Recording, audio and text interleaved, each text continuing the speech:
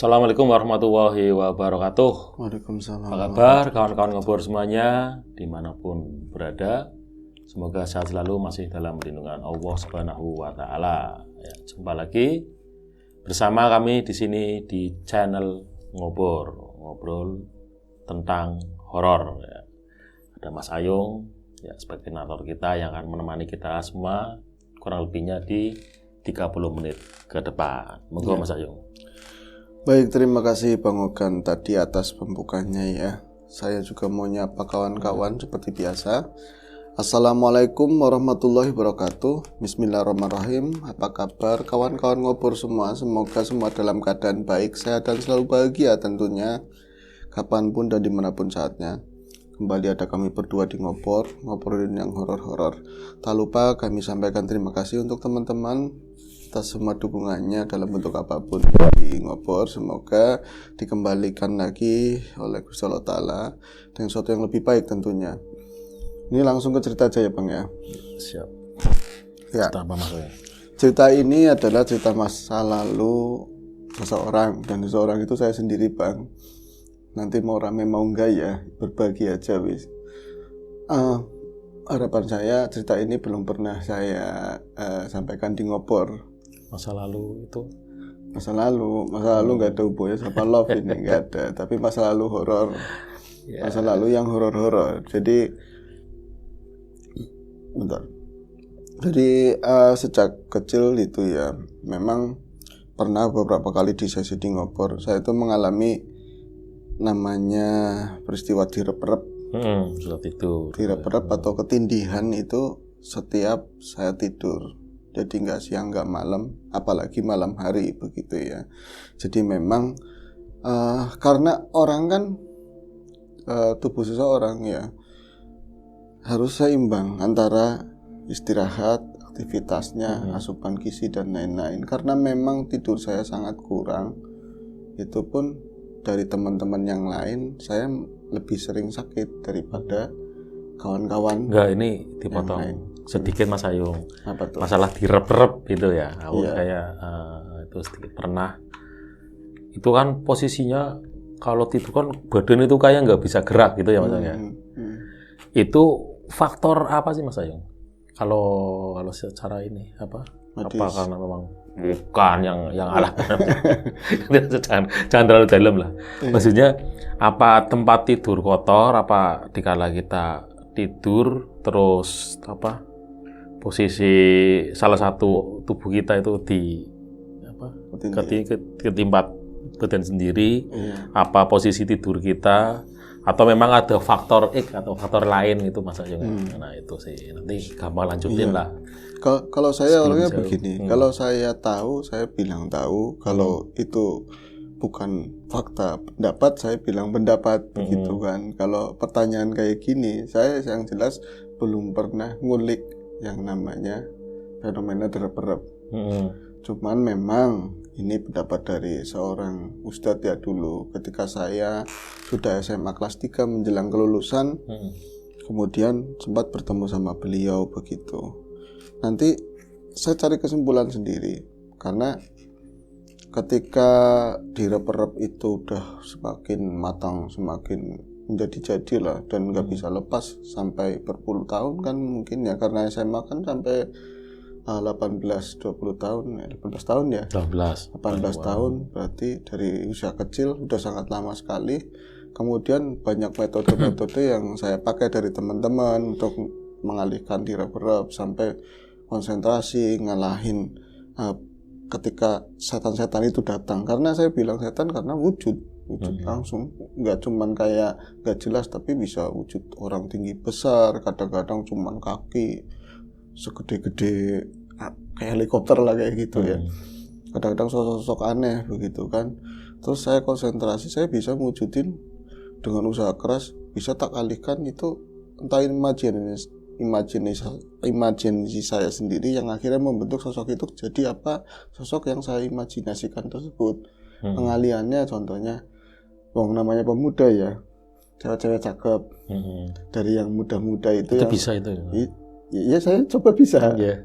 Ya dari sekeliling saya, contohnya misalnya di tetangga yang paling cakep tuh waktu itu siapa, bunga desanya. Itu serem sekali Bang. Jadi pertama mungkin wajahnya si makhluk tersebut, atau saya merasa ini udah direp-rep nih begini kan. Saya konsentrasi penuh. Ketika dia itu muncul mungkin area kepalanya, saya bayangin dengan konsentrasi itu susah ngelawannya wis. Itu jadi kayak wajahnya si perempuan tersebut. Nanti saya kalah konsentrasinya sama rasa takut. Ya dulu kan masih banyak kayak gitu mecahin sendiri gimana walaupun nanti itu salah atau enggak ya. Waktu itu saya nggak ada yang nuntun, nggak ada yang apa, saya ngeliat nanti mukanya kayak perempuan tersebut, kayak tetangga saya misalnya yang cakep siapa, nanti pecah biar jadi sosok yang menyeramkan sekali, bisa begitu. Tapi nanti kadang-kadang kalau saya lulus bisa wujud, dan itu fix, bukan kayak ngelihat hantu, enggak, tapi orang itu wujud, benar-benar wujud. Dan di sana itu bisa ngobrol, bisa apa, bisa nyentuh, kayak pertemuan orang sama makhluk-makhluk tertentu di mimpi. Itu pun biasanya nggak terlalu jelas. Kalau misalnya ada pengalaman teman-teman di dunia nyata, terus dia itu sampai bersinggungan, bisa ngelihat sesuatu yang kayak itu pun sebentar. Kalau di sana itu bisa beda, bisa lama, bisa bercengkrama, bisa apa aja. Saya coba nyampe itu bukan cuma tetangga, dari artis siapa dulu itu. Kalau ini buka-buka pengalaman saya ya, ini mau baik mau enggak, yang jelas itu enggak baik wis ya. Sampai bahan itu enggak ada. Saya buka-buka kalau misalnya dulu tuh lagi saya SMA terutama ya, itu kan buku itu di belakang, entah buku macam apa aja, biasanya Sinar Dunia atau buku apa tuh Mirage. Oh iya, Mirage. Itu di belakangnya itu biasanya ada gambar-gambar artis. Ya. Yang cakep-cakep era itu kan, ada Inneke Koesherawati, ada siapa lagi tuh ya? Sally Marcelina itu. Ketuaan. Ya banyak Bang. Saya itu bisa ketika lagi kayak gitu, saya bayangin ya dia ada datang, dan saya bisa apa aja, gampangannya lah. Itu sampai ketemulah, saya ngerasa ini salah, ini nggak bener, tapi bisa mengalihkan rasa takut, rasa nggak enaknya direp-rep itu saat saya SMA. Terus ketemu sama seorang ustadz, dia bilang hati-hati, jangan dilakukan lagi. Itu makhluk Allah ya, dalam bentuk jin. Kalau kamu nyampe misalnya ada ikatan sama mereka itu bahaya, katanya seperti itu. Akhirnya setelah saat itu saya nggak pernah mencoba untuk tadi, itu pun dari temen katanya pakai begitu dialihkan, tapi itu susah banget. Dan saya akhirnya berusaha, kalau misalnya datang ya saya terima dan saya lawan sebisanya dengan zikir, dengan apa. Lama-lama berangsur menghilang. Beberapa tahun berikutnya lah, sampai mungkin 10 tahun ke depan berangsur menghilang, sampai ada penemuan lagi, ada pemahaman lagi, pengalaman lagi, itu baru hilang Bang. Jadi kalau pertanyaannya itu sebenarnya apa, saya nggak tahu. Saya jawabnya dari pengalaman saya. Tapi saya yakini, entah itu benar apa enggak, itu ada makhluknya memang. Enggak, maksudnya itu kenapa orang direp-rep yang tadinya enggak kan? Kayak Mas Ayu kan mungkin bawaan mungkin ya, setiap tidur dari kecil itu direp-rep gitu kan, sampai gede kan. Kalau aku pribadi kan itu jarang-jarang gitu loh Mas Ayu. Iya. Tapi suatu waktu pas dalam keadaan tertentu kita tidur nggak tenang, walaupun ada temen ya, dulu kan tidurnya aku kan sama kakakku gitu kan, tetap aja direp-rep gitu loh, kayak apa sih, susah bener bergerak, terus badan itu berat, kayak merinding semua. Tapi kalau sebab-sebabnya sih yang jelas, kalau saya di Muslim ada tuntunan kita harus bersih-bersih dulu, kaki bersih, tangan bersih, kalau bisa wudu dan lain-lain lah ya. Berdoa sama Gusti Allah. Saya udah lakuin itu semuanya yang pasti, karena direp-rep itu nggak enak banget, apalagi yang nyata. Kita nggak bisa ngelawan, cuma bisa diem, dipanting, diinjak, skalanya udahlah, rasain semuanya saya. Cuman tetap aja nggak berhasil. Tetap aja terus seperti itu. Dan entah itu jawaban atau bukan, ketika saya mungkin di usia 27 tahun, saya ketemu sama seorang tua. Dia tidak mengenal saya sama sekali, awalnya nggak mengenal sama sekali. Saya duduk bareng, terus dia tahu kamu dari kecil ini ya selalu direp-rep dari kecil. Katanya begitu. Saya kaget kan. Orang itu duduk bareng kayak lagi kita mau bikin KTP, bikin apa itu kan random ketemu siapa aja. Gak kenal gitu kan. Gak kenal. Terus saya bilang, iya Pak, kok jenengan tahu? Saya tahu. Saya ngeliat jenengan aja saya tahu, katanya begitu. Dia tahu apa, tapi dia ngasih taunya tahu apa. Orang kalau misalnya beda, dari dulu aja mau sering dihancurkan, caranya ya begitu. Apa maksudnya? Beda apa? Saya nggak tahu ya, ini ambigu ya. Dia katanya, saya dari dulu emang direp-rep karena mereka itu pengen nyesatin dari dulu. Jangan sampai jadi sesuatu atau apalah kayak gitulah. Katanya begitu, Bang. Kayaknya Pak makin plongo-plongo dijelasin begitu. Jadi apa saya nggak ngerti. Berarti ada sesuatu yang beda antara Mas Ayung dengan orang lain kebanyakan. Mungkin, tapi bedanya apa? Yang jelas saya paling sering sakit. Ya kan, pertumbuhan pun saya mungkin tingginya sama Bang Ogan sekarang sama. Dulu itu saya sama pantaran sampai saya itu di SMP ya. Saya di SMP pengen ikut jadi pemilihan pembina di Pramuka, saya nggak bisa karena saya terlalu kecil. Badannya itu terlalu kecil. Tapi ketika ada satu yang mundur, akhirnya saya maju bisa gantiin dan saya itu membantu pembina lah ya, kelas 2 SMP itu paling kecil dan saya nggak pernah ngukum teman-teman karena saya nyadar saya paling kecil. Saya nggak seneng hukum-hukum, yang happy aja lah kayak gitu. Makanya kalau pemilihan pembantu pembina paling baik siapa dari berapa kelas pasti Mas Ayung gitu. Karena saya nggak pernah hukum. Nah itu antara lain, ini udah ya bahas itu ya. Udah. Yang jelas saya nggak punya jawaban itu. Kalau sekarang saya bisa jawab, tapi itu pendapat. Tapi saya nggak mau berpendapat saat ini. Yang jelas pengalamannya begitulah ya. Gak baik yang jelas. Direp-rep gak enak. Gak enak dan gak baik kalau caranya seperti saya waktu itu. Kalau saya itu dulu pemuda, apa aja saya lakukan buat ngilangin yang seperti itu. Nah ini kembali ke cerita tadi. Saya sering direp-rep. Gak siang, gak malam. Malam bisa 2 kali. Dan ketika kecil banget, saya alhamdulillah, saya entah karena apa namanya yang seperti itu terus-menerus, saya punya ingatan kecil itu, meskipun kecil banget, belum. Kadang-kadang kan anak di usia seberapa pengalaman kecil itu sudah lupa. Iya. Saya ingat Bang, saya masih ingat, masih ngempeng dulu ya, karena saya ditinggal. Yang terjadi saat itu. Iya, karena saya ditinggal sama bapak sama ibu 6 bulan. Jadi saya kalau dulu itu kecil banget, mungkin usia 2 tahun, tapi masih ingat. Sekarang begini aja saya masih ngeliat. Jadi saya pegang dot panjang, apa namanya? Yang ngedot itu ya, dot panjang. Botol itu kan. Botol diisi teh manis. Diisi teh manis. Saya minum, saya pegangan nenen. Namanya apa sih itu yang di sini? Nenen ya? Iya kan Bang? Iya aja. Itu namanya ngempeng ke mbak saya. Tapi saya nggak nempel begitu, saya cuma megang, itu nyaman begitu. Itu nanti perut, lama-lama saya derap-derap juga. Itu 1-2 kali.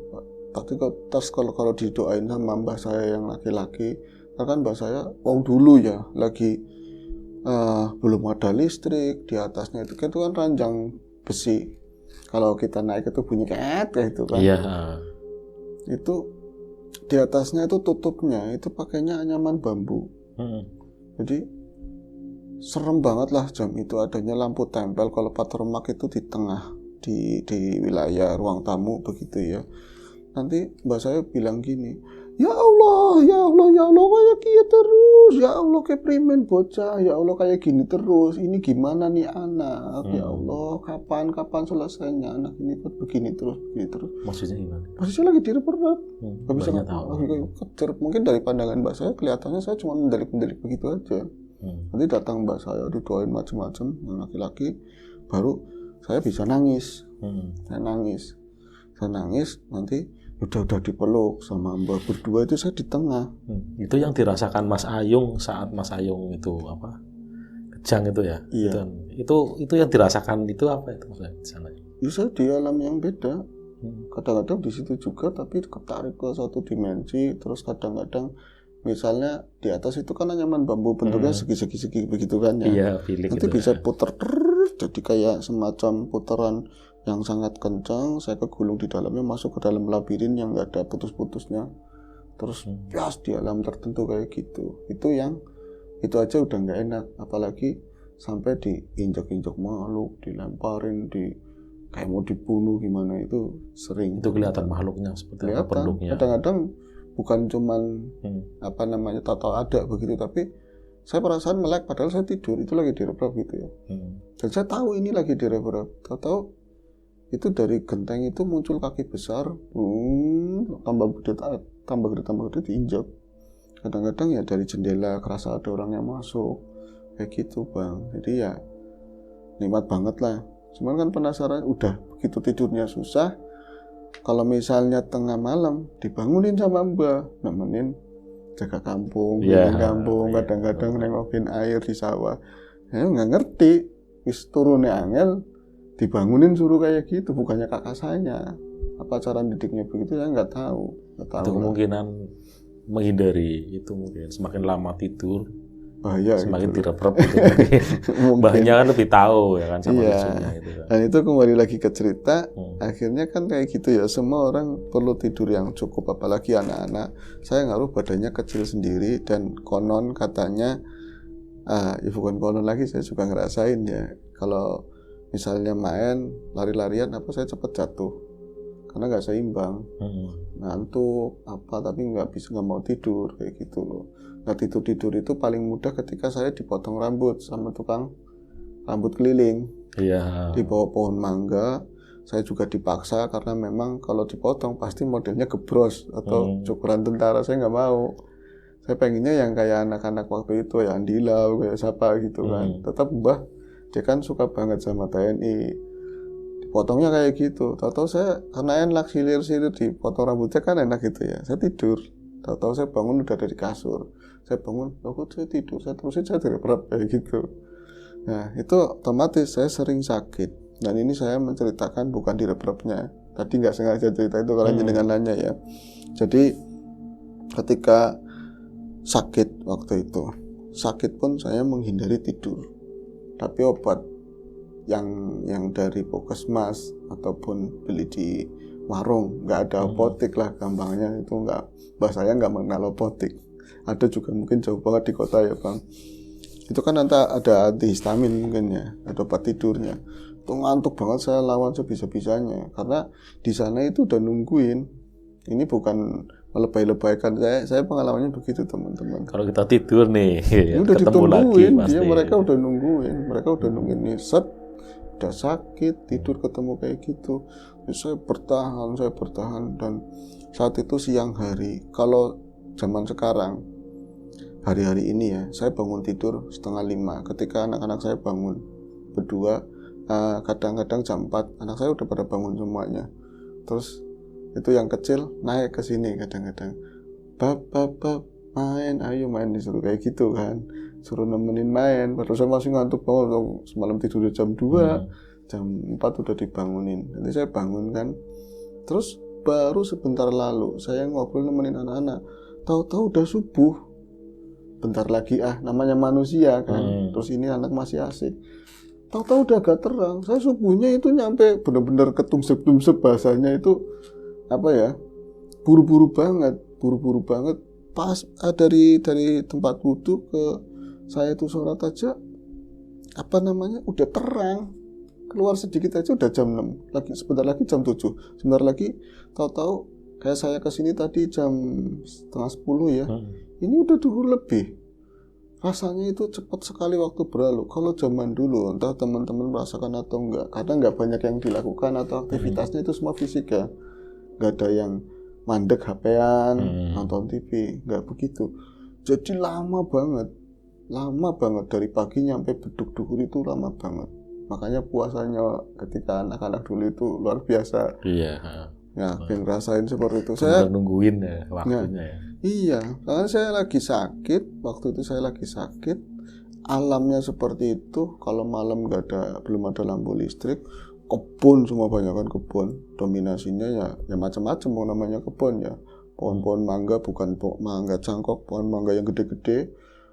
Pohon kelapa juga banyak. Itu kalau siang yang sangat paling mengganggu saya itu ketika saya sakit adalah pertama adalah suara gareng, saya bilang.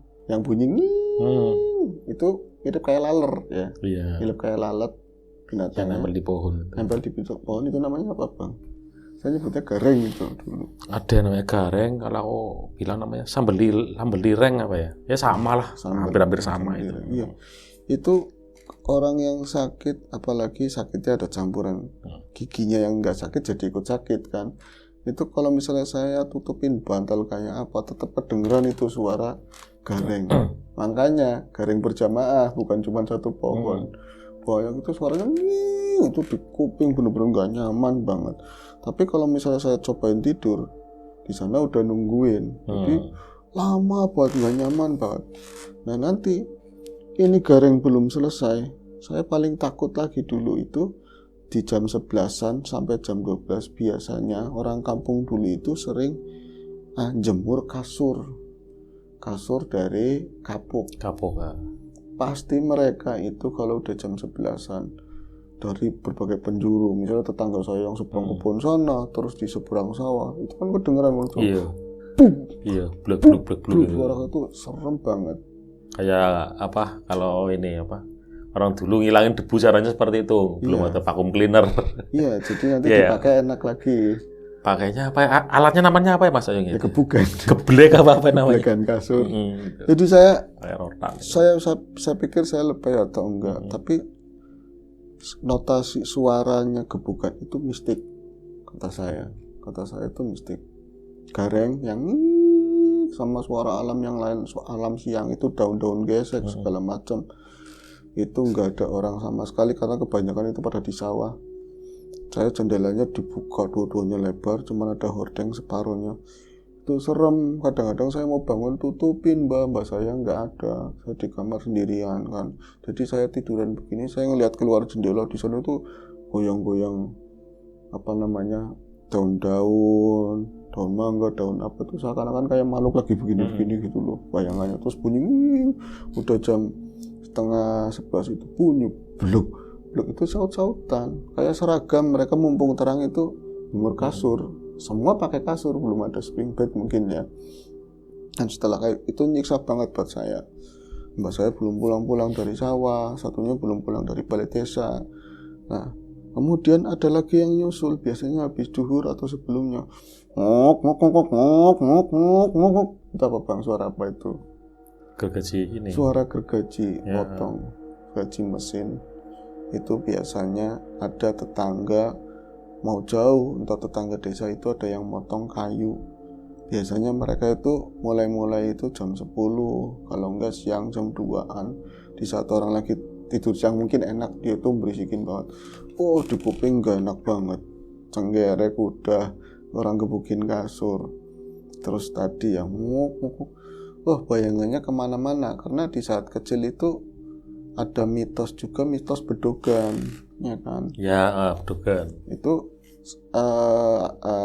penalaran saya waktu kecil. Bedogan itu kan tukang nyulikin bocah. Nanti lahirnya dipotong, kepalanya buat ganjel jembatan, proyek jembatan, kan seperti itu. Saya bayangin di suara itu, itu ngorokin kepala itu. Tes kayak gitu. Padahal itu tahu itu nganuin motongin pohon. Cuman ya begitu, karena semuanya mistik semua, jadi malirnya kayak gitu. Parno, tetap aja. Ntar kalau udah Mbak datang dikasih minum obat, saya ketakutan, jangan ke sawah. Nanti beliau tetap nemenin saya begitu kan, karena saya udah kayaknya mending turu, moh nggak mau, nanti ada setan kalau tidur. Makanya sakit cepat pulih kalau istirahat, kan angel Bang. Tapi saya udah ditungguin malu-malu begituan. Akhirnya sampai sore kakak saya datang bawa radio nasional. radio transistor dulu ya. Iya. Sret dulur-ulur. Apa mas kata dia. Ini pelet. Katanya begitu. Mau nonton Sandiwara radio itu. Dulu ya. Mungkin di nggak semua kota ya, tapi ada sandiwara kayak gitu. Sandiwara radio itu. Ya. Saya tetap walaupun takut, tapi ya pengen ngikutin terusannya kemarin. Dia juga, beliau ya kakak saya juga, dia takut, makanya pengen teman. Ya adanya sendiri. Ditaruh di bantal, terus di atasnya. Itu langsung kan kayak gitu. Terus tinggi apa nilam saya. Terus itu cerita Anda Sambayon, saya masih ingat begitu, langsung burung kadarsinya bunyi gitu. Di luar nyautin bunyi kadarsi aslinya. Nyautin kayak gitu. Masih banyak banget saat itu. Jadi udah kayak ya ini settingannya di lingkungan kami. Kayak gitu, cerangkong hidup segala macam waktu itu. Jadi serem banget lah waktu itu. Nah, itu pengalaman rasa-rasanya saya waktu itu ya. Enggak semua ngalamin sih. Nah, terus mas saya keluar, ada suatu hari ketika saya sakit, mas saya keluar ketika tadi selesai dengerin Nyipelet Sandiwara Radio. Saya itu sendirian lagi, mbah mana yang nggak pulang-pulang. Itu mungkin sekitar tanggal 5 atau jam 4 itu aja ke sore supaya mbak saya pulang. Itu waktu itu lama banget, rasanya lama banget. Tahu-tahu di jendela saya ngeliatin keluar seperti ada orang di luar. Jadi di samping jendela atau di tembok rumah ada yang jalan wirawiri. Saya pikir Pono. Ada teman dulu, mungkin teman-teman pernah dengar ya, kisah kecil saya ada yang namanya Pono, yang kurang pendengarannya waktu itu ya. Jadi Pono dia kadang kalau malu-malu mau ngetok dari depan, terus takutnya dimarahin sama tetangga. Udah, jangan gangguin orang lagi pada istirahat. Dia itu ke jendela. Biasanya, Yung kayak gitu. Jadi saya, ini jangan-jangan Pono. Apa no? Saya bilang begitu. Sini masuk lewat belakang. Kok nggak nyaut? Tahu jendela itu nutup dua-duanya, Bang. Dan saya waktu itu masih mikir itu Pono. Tapi kalau Pono itu nggak bakalan berani, dia anaknya baik banget. Dan sama saya itu ini banget lah, kayak saya itu kakaknya. Jadi nggak bakalan berani. Akhirnya kok nutup jendela itu berarti bukan Pono, siapa ya? Pas itu yang saya dengar cuman ada sebuah lenguhan itu panjang, bunyinya seperti itu. Apa ya? Akhirnya tak berani-beraniin, badan lemas, masa panas banget, meriang ya, panas banget. Dan itu dulu kalau saya lagi panas, itu pasti saya dikasih sebuah ikat, paham ikat Bang? Ikat. Iya, betul. Selajar istilahnya. Iya, tapi itu bukan ikat sakti, ikat dari kedebok pisang. Kedebok pisang itu kan ada lapis-lapis. Itu ya diambil terus diiketin kepala, dia kan adem. Kayak semacam buat kompres. Buat turun panas itu ya. Iya, kalau sekarang saya senang itu pasti kayak pendekar di sini, adem banget. Itu agak lepas, saya kencengin lagi. Gontai, saya berjalan ke arah jendela, itu turun dari ranjang tadi kan. Pas sudah, apa ya di luar, kok bunyinya begitu. Pas saya buka itu ada muka banteng, gede banget. Pas di jendela itu ada muka banteng. Muka banteng, bener-bener banteng. Dan saya waktu itu ya, saya pikir itu makhluk halus. Kayak yang udah-udah, kayak lo sama mbak saya atau apa, itu ada muka banteng. Saya ngelihat itu lebay atau enggak ya, matanya merah banget dalam kondisi marah. Mungkin kerbau laki-laki namanya banteng Bang, bukan ya? Beda ya? Beda lah. Kerbau cowok juga ya? Kalau banteng itu sapi, lebih ke sapi. Sapi laki, sapi cowok.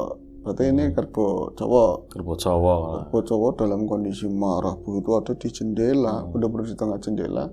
Untung jendela itu tengahnya itu ada palangannya, karena tangkap kupu tarung begitu kan. Kalau enggak dia mungkin berusaha masuk. Gila banget, saya langsung mundur lagi. Emak, saya panggil mbak saya yang perempuan kan, emak itu apa maning? Ini maning Bang.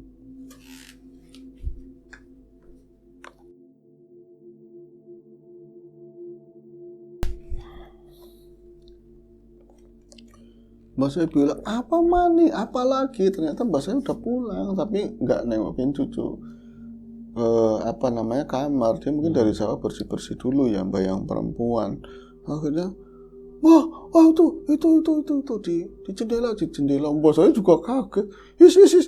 Hengan kebun kono andelas kebo, ada kepala kebo. Oh, berarti lihat itu neneknya. Enggak ada yang punya tahu-taunya. Ya gitu, karena di kampung kami ada sih seberang sawah beberapa kampung itu, tapi jauh sekali lah. jauh mungkin berapa puluh kilo ada kampung yang banyak memelihara kerbau. Tapi di tempat saya nggak ada sama sekali. Kan aneh, ada kerbau dan ada di jendela. Begitu Bang, kaget mbak saya juga, kebun ini siapa? Ya Allah, Allah Akbar disuruh keluar itu. Akhirnya apa? Dia mau mundur sama mbak saya, mau dipegang ininya, mau dibacain apa itu mau mundur, tapi masih sekali-kali kayak mau ngarah ke saya, mau ke kamar saya lagi. Saya dalam kondisi takut kayak gitu dan mbak juga bertanya itu kerbaunya siapa. Tahu-tahu muncul beberapa orang laki-laki ya, pada banyak telanjang baju, kena ini di sini ketemu. Ternyata itu kerbaunya orang desa belakang saya. Jadi dia itu udah kebiasaan ya, mungkin orang punya juga setiap mau hajat apapun harus nyembelih kerbau. Itu harus, dan itu katanya lepas.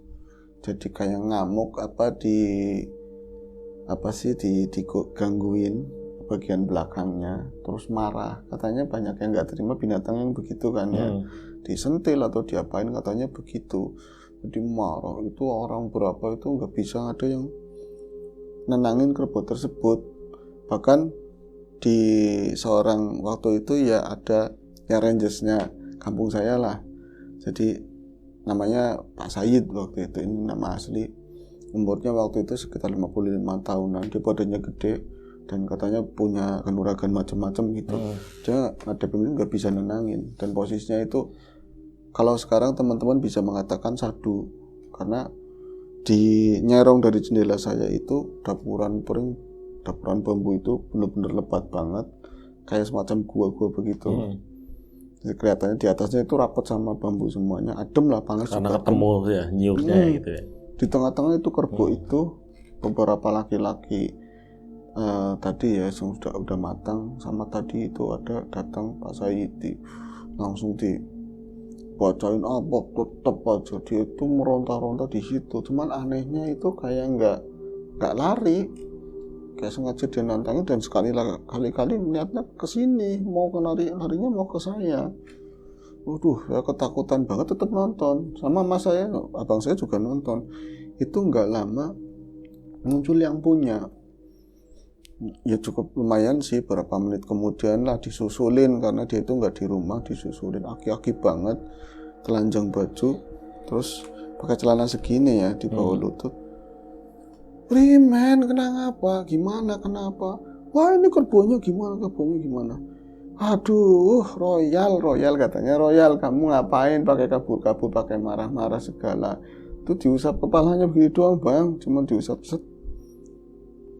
ambil talinya, langsung nurut pulang. Langsung nurut. Usah kayak gitu ya. Jalan itu mereka keluar dari lingkungan tersebut ke arah belakang rumah saya itu sekitar jam 5-an. Saya udah lemes semuanya, sama ya tadi kondisi badan, peristiwa itu yang tadi saya ceritain, sama ada prank kerbau yang semacam itu. Tutup lagi lah jendelanya, dan 5:30 ada yang ngetok-ngetok. Pono ini pasti Pono, dia bilang, Mbah ada yang ngetok-ngetok, Mbah Pono siapa? Pono itu lagi mainan, masih belum pulang di pinggiran sawah. Ini siapa ya? Terus siapa sih, kata mbak saya keliling keluar itu dari pintu depan itu, tahu-tahu dia itu ada suara, lo nggak salah, pergi, jangan di sini, pergi jangan di sini. Itu suaranya mbak itu, mbak saya itu ngomong begitu, teriak-teriak, dia baca-baca macam-macam. Si sore nalar, masih sore itu nalar. Apa mencekam lagi kan? Nah dia itu ketemu, pas itu muter ke depan itu ketemu mbak laki yang baru pulang, mbak laki saya itu cerita, dan saya dengar katanya ada sosok hantu perempuan, atau mungkin sekarang ngomongnya kunti atau apalah. Dasar orang nalar, katanya. Dasar nggak nalar, masih sore, kalau mau keluar malam-malam, masih sore itu 5:30 kok udah nyamperin ke sini. Itu katanya ada kunti di situ. Nah itu mereka ngobrol-ngobrol itu di ruang tengah. Di jendela itu ternyata nggak ditutup, itu ada di jendela bang, Tetapi nggak jelas. Iya, tapi nggak jelas. Cuman ada rambut panjang, posisi putih. Tapi kalau untuk orang pada umumnya dia itu tinggi, lebih tinggi sama ukuran orang desa gitulah. Apa di posisinya ngambang atau nggak tahu. Saya cuma bisa jerit-jerit aja. Terus akhirnya yang turun mbak saya yang laki-laki. Itu aja wis, nanti yang terusannya nanti sesi yang lain. Itu sampai ini yang terakhir nih aku tanya nih. Itu sampai usia berapa tadi? Apa di rep-rep ya gitu? Di rep-rep sampai sekitar 25 tahun. Udah 25 tahun. Udah lulus SMA ya? Untuk kuliah? Udah selesai semua. Saya kan kuliah setahun. Sangat jeniusnya maksudnya. Gitu. Jadi 25 tahun saya udah banyak yang saya cari pemahaman bukan di rep-rep. Jadi saya yang ke alam sana gitu loh. Gantian nih saya ngerep-ngerepin yang itu gitu. Iya, tapi ini bukan mengunggulin diri sendiri loh, tapi jadi begitu saja. Ke sana, tapi bukan saya belajar ilmu itu enggak begitu saja. Memang sudah jalannya seperti itu maksudnya. Gitu kadang-kadang. Tapi kalau disuruh kayak gitu nggak bisa. Iya, kayak ada yang ini punya keinginan dilalahnya ya. Ya kayak gitu itu ya, jalan aja gitu. Jalan begitu aja. Apalagi saat-saat perlu begitu aja. Terus sangat asiknya nih, nggak terasa udah 30 menit lebih ya. Ya situ aja lah. Sampai jumpa di ngobrol selanjutnya. Mungkin masih sama saya atau sama Mas Siram Biru. Dan kami akhiri. Wassalamualaikum warahmatullahi wabarakatuh.